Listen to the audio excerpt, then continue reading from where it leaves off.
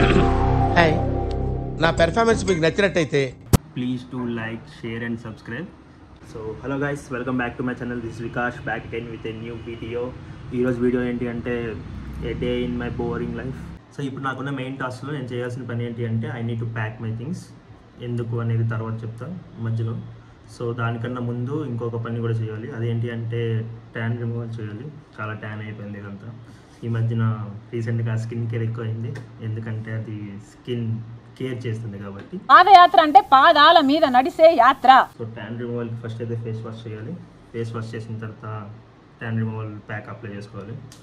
So ఈ మామా product ఉంది కదా, I think vitamin C face wash, ఇదే యూస్ చేస్తున్నా 2-3 monthsగా. అంతకుముందు మనం పెద్దగా ఫేస్ వాష్లో ఏం యూస్ చేయలేదు, ఏది పడుతుంది యూజ్ చేసేవాడిని. కానీ రీసెంట్గా కన్సిస్టెన్సీ కావాలి కాబట్టి I got to con to this. So face wash అయిన తర్వాత మొత్తం వాటర్ అంతా ఫేస్ మీద ఉన్న వాటర్ అంతా తీసేయాలి. తీసేసి నాకు కొంచెం ఎక్కువ హెయిర్ ఉంది కాబట్టి హెయిర్ బ్యాండ్ ఏదైనా పెడితే సో వైల్ అప్లయింగ్ ఈ హెయిర్ అయితే మీద పడకుండా ఉంటుంది. So I think perfect. So నేనైతే ఎవర్ యూత్ యూజ్ చేస్తున్నా, ఎందుకంటే ఒక ఫ్రెండ్ సజెస్ట్ చేశాడు బాగుంటుందని. ఆ తర్వాత నేను కూడా రివ్యూస్ అవి చూసా, బాగుంది. నా స్కిన్కి కూడా సెట్ అయింది. ఆల్రెడీ ముందు ఒకసారి అప్లై చేసా. సో ఒకసారి అప్లై చేస్తే ఇది రిజల్ట్ రాదు కదా, సో ఇంకొకసారి అప్లై చేసి రిజల్ట్ ఎలా వస్తుందో చూద్దామని. So I'm applying this. So face అంతా ఒక థిక్ లేయర్ లాగా అప్లై చేసుకోవాలి. అండ్ ఇంకోటి ఏంటంటే హెయిర్ మీద అప్లై చేయకూడదు అని ఏం లేదు.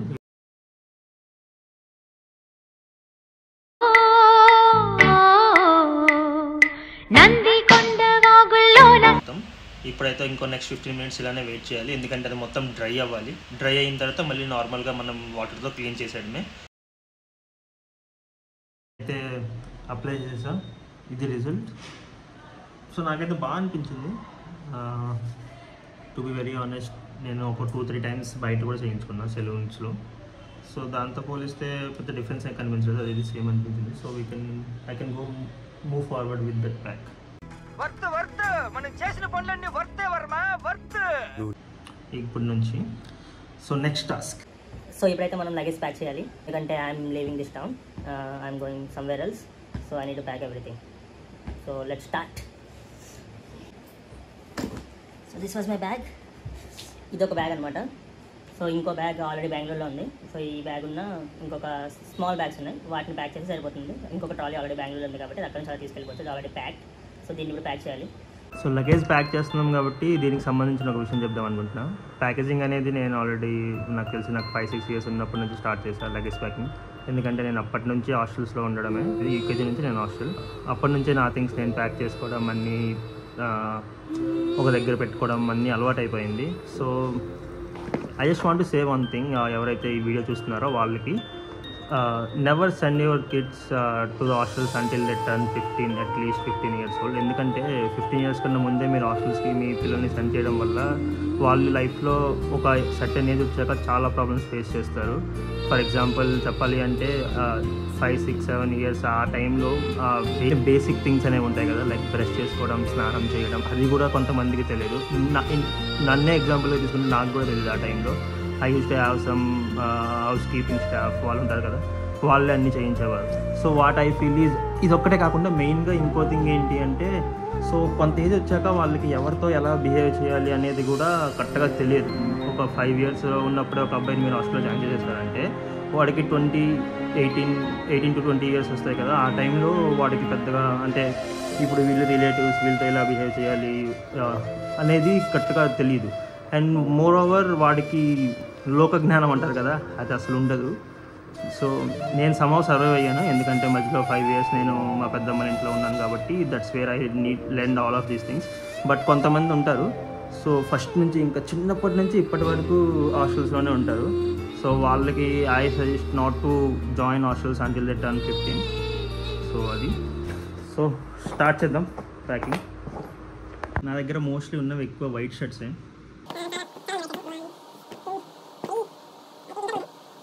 ఇది వచ్చేసి క్యాప్ షర్ట్. చిన్నప్పుడు బాగా క్యాప్ షర్ట్స్ వేసుకోవడం అలవాటు. ఇన్ కేస్ ఆ షర్ట్ క్యాప్ లేకపోయినా కానీ దానికి క్యాప్ కుట్టించి మరి క్యాప్ షర్ట్స్ వేసుకునేవాడిని. కానీ కొంత ఏది వచ్చాక ఇంకా క్యాప్ షర్ట్స్ మానేసా. మళ్ళీ మొన్న రీసెంట్గా దసరాకి అనుకుంటా ఈ షర్ట్ తీసుకున్నా. ఇంకోటి ఏంటి అంటే వైట్ అంటే చాలా ఫార్మల్గా ఉంటుంది. మనం రీసెంట్గా ఇంటర్వ్యూస్ అవి ఎక్కువ అటెండ్ అవుతున్నాం కాబట్టి వైట్ వేసుకుంటే ఇంకే ప్రాబ్లం ఉండదు. ఏ కలర్ వేసుకోవాలి అన్న ఏమంటారు దాన్ని, ఒక కన్ఫ్యూజన్ అనేది ఉండదు. సో వైట్ వేసుకోవడమే బెస్ట్, అందుకే వైటే కొనేసా బాగా. ఇంకోటి ఏంటి అంటే మీరు కనుక నా ఇన్స్టాగ్రామ్ ఫాలో అయితే, సో ఇన్ కేస్ ఫాలో అవ్వకపోతే కింద లింక్ ఇస్తాను, సో ఇన్స్టాగ్రామ్లో కూడా ఫాలో అయిపోండి. సో ఇన్స్టాగ్రామ్ కనుక మీరు ఫాలో అయ్యి ఉంటే నేను స్టార్టింగ్లో చేసిన రీల్స్ అన్నీ వైట్ కలర్ షర్ట్తోనే ఉంటాయి. అందరూ నన్ను అడిగేవారు నా ఫ్రెండ్స్, అరే ఎందుకు సేమ్ షర్ట్తో చేస్తున్నా, చాలా షర్ట్స్ ఉన్నాయి కదా వాటి వేసుకొని చేయొచ్చు కదా అని. నేను డిఫరెంట్ షర్ట్సే వేసుకునేవాడిని, కాబట్టి డిఫరెంట్ వైట్ షర్ట్స్. సో వాళ్ళకి అది చూసే వాళ్ళకి అది ఒకే షర్ట్లా కనిపిస్తుంది. సో అప్పుడు అర్థమైంది డిఫరెంట్ షర్ట్స్ చేస్తున్నాను నాకు కాదు, అందరికీ అర్థం కావాలి అని. అప్పటి నుంచి ఇంకా వైట్ షర్ట్లు వేయడం మానేసి రిమైనింగ్ షర్ట్స్తో చేస్తున్నా. అండ్ ఇది వచ్చేసి ప్లెయిన్ బ్లూ. ఈ కలర్ నేను ఇంతవరకు వాడలేదు. ఇది కాన్వకేషన్ అప్పుడు కొనుక్కున్నా. ఎందుకంటే నేను కాన్వకేషన్ బ్లేజర్ వేసుకున్నా.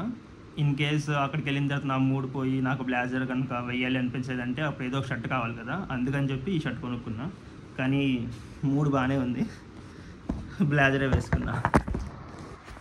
అయ్యో నా కెమెరాతో చాలా ఇబ్బంది అయిపోతుంది, పడిపోతుంది ఊరికి.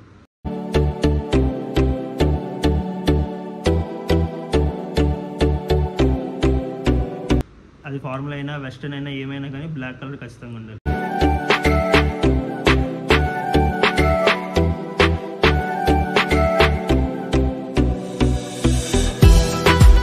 చూసారు కదా, ఇంత లగేజ్ని మోసుకొని ఇప్పుడు నేను వేరే ఊరు వెళ్ళాలి. సో ఇంకా ఇవన్నీ ఉన్నాయి, అన్నీ ప్యాక్ చేసి పెట్టాలి. సో అవే కాకుండా ఇవి ఉన్నాయి, వీటిని వాష్ చేయాలి ఇప్పుడు. సో ఈ బ్లేజర్ ఉంది, సగం సూట్ కేసు ఈ బ్లేజర్కే అయిపోతుంది.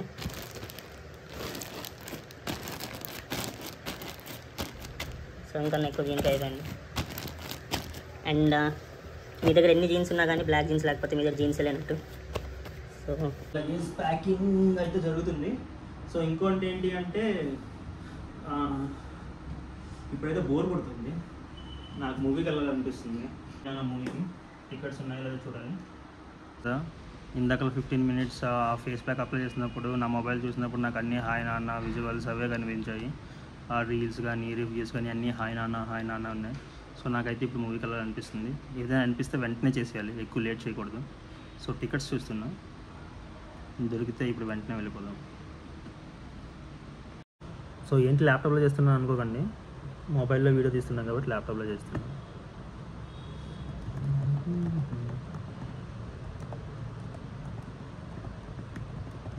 సో మన టికెట్ అయితే సక్సెస్ఫుల్గా బుక్ అయిపోయింది.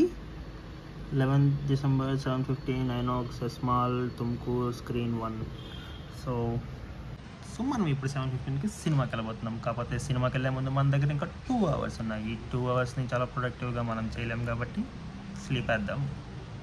నేను కూడా పడుకుంటాను, మీరు కూడా పడుకోండి. Bye bye, good night. 7:15 లేసి మళ్ళీ మూవీకి వెళ్దాం. బాయ్.